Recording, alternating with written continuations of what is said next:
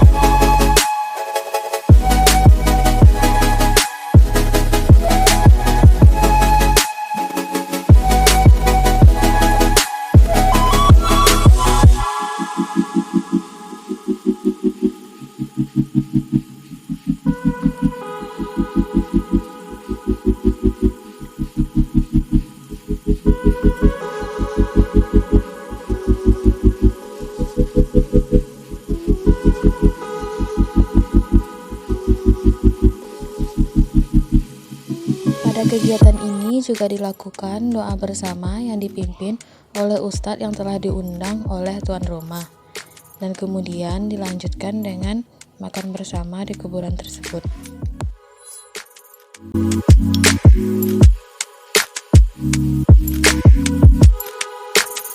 Pada malam harinya dilakukan tahlilan di rumah duka. Hal ini dilakukan dalam rangka mengenang 7 hari kematian sang mayat. Sementara itu, sanak saudara atau kerabat membawa makanan seperti kue atau lauk yang nantinya akan dimakan bersama setelah tahlilan selesai.